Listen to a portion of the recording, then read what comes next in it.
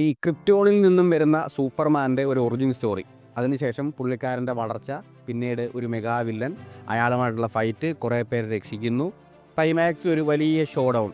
ഒരു Superman movie വരുന്നു എന്ന് പറഞ്ഞപ്പം ഒരു 90% പേരും ചിന്തിച്ചത് ഈ ഒരു സ്റ്റോറി ലൈനായിരിക്കും. കാരണം പ്രത്യേകിച്ച് അതിലൊരു പുതുമയൊന്നും കാണേണ്ട കാര്യമൊന്നുമില്ല.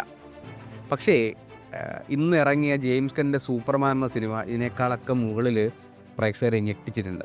ഏറ്റവും മികച്ച സൂപ്പർമാൻ സിനിമ എന്ന് പറയാൻ കഴിയുന്ന സിനിമയാണ് ജെയിംസ് ഗണ്ണിൻ്റെ സൂപ്പർമാൻ. ഒരു പുതിയ സൂപ്പർമാൻ മൂവി എന്നതിനേക്കാൾ പുതിയ DCU യൂണിവേഴ്സിൻ്റെ മൂവിയായിട്ട് തന്നെയാണ് ജെയിംസ് ഗൺ സൂപ്പർമാനെ കൊണ്ടുവന്നിരിക്കുന്നത്. ഓൾറെഡി സൂപ്പർ ഹീറോസും സൂപ്പർ വില്ലൻസും മെറ്റാ ഹ്യൂമൻസും ഒക്കെ എസ്റ്റാബ്ലിഷ്ഡ് ആയ ഒരു ലോകത്താണ് സൂപ്പർമാൻ കഥ നടക്കുന്നത്.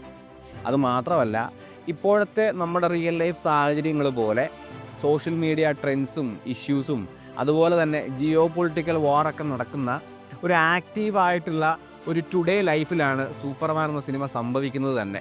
ക്രിസ്റ്റഫർ നോളൻ്റെ ബാറ്റ്മാൻ സീരീസിലെ നായകനായ ക്രിസ്ത്യൻ ബെയിലാണ് ഏറ്റവും ബെസ്റ്റ് ബ്രൂസ് വെയിൻ എന്നും, സാക് സ്നൈഡറിൻ്റെ സിനിമയിൽ വന്ന ബാറ്റ്മാനായ ബെൻ അഫ്ലെക്കാണ് മികച്ച ബാറ്റ്മാൻ എന്നും എന്നൊരു അഭിപ്രായം പരക്കെ നമ്മൾ കേട്ടിട്ടുണ്ട്.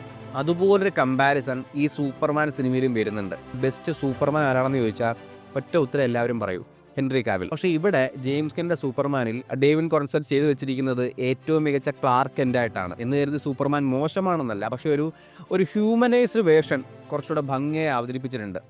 വൾണറബിളായ എന്നാൽ പവർഫുള്ളായ കുറച്ചുകൂടെ നെയ്വായ ഒരു സൂപ്പർമാൻ. ലെക്സ് ലൂതറായി വന്ന നിക്കോളാസ് ഹോൾട്ട്.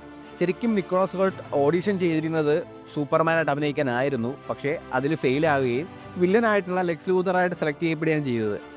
ആ വേഷം ഗംഭീരമാക്കി ചെയ്യുന്നു. ഒരു പക്ഷേ ആ പടത്തിൽ നമ്മൾ ഏറ്റവും അവസാനം കഴിഞ്ഞിറങ്ങുമ്പോൾ സൂപ്പർമാൻ ഒപ്പം തന്നെ ഓർത്തു വെക്കുന്നത് ലെക്സ് ലൂതറിനെയാണ്. അടുത്തത് ലൂയിസ് ലെയ്നായിട്ട് വന്ന റേച്ചൽ ബ്രോസ്നഹാനാണ്.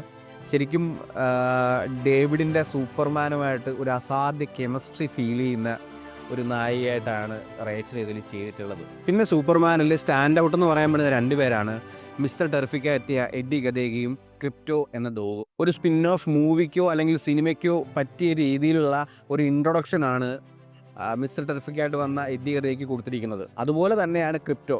എടുത്തു പറയേണ്ട അല്ലെങ്കിൽ കൈയടിക്കേണ്ട ഒറ്റ ആൾക്കാണ് ജെയിംസ് ഗൺ. അതായത് ഒരു പുതിയ യൂണിവേഴ്സ് ക്രിയേറ്റ് ചെയ്യുന്നു. അതിൽ ആദ്യത്തേത് Superman movie, guardians of the Galaxy, the suicide squad സിനിമകൾ പോലെ തന്നെ മേക്കിംഗ് സ്റ്റൈലിൽ ആക്ഷൻ സീക്വൻസുകളെല്ലാം ഒരു ജെയിംസ് ഗൺ സിഗ്നേച്ചർ പറഞ്ഞ സിനിമയാണ് സൂപ്പർമാൻ. ജെയിംസ് ഗൺ ചെയ്ത ഏറ്റവും വലിയ മാജിക് എന്താണെന്ന് വെച്ചാൽ സൂപ്പർമാൻ എന്ന ക്യാരക്ടറിനൊപ്പം തന്നെ ഒരു പറ്റം ക്യാരക്ടേഴ്സിനെ എക്സ്ട്രാ അവർ കൊണ്ടുവന്നു. Green Lantern, Hawk Girl, Mister Terrific, Metamorpho, ഇവരെ എല്ലാവരും വെറുതെ ഒരു ഗസ്റ്റ് റോളിൽ ജസ്റ്റ് കാണിച്ചു പോകുക എന്നുള്ളതല്ല. ആ സ്റ്റോറിക്ക് എവിടെയാണോ അവരെ ആവശ്യം, ഇല്ലെങ്കിൽ ആ സ്റ്റോറി അവരിലൂടെ എപ്പോഴാണ് കൊണ്ടുവരേണ്ടത് അവിടെ കൃത്യമായി പ്ലേസ് ചെയ്തു. അത് അവരുടെ പവേഴ്സ് ആവട്ടെ, അവരുടെ ഇൻട്രോ ആവട്ടെ, അല്ലെങ്കിൽ അവരുടെ ഒരു സ്റ്റോറിയിലേക്ക് അല്ലെങ്കിൽ സൂപ്പർമാനോടൊരു ഇൻ്റർഫറൻസ് എങ്ങനെയാണെന്ന് കൃത്യമായിട്ട് പ്ലേസ് ചെയ്തിട്ടുണ്ട്.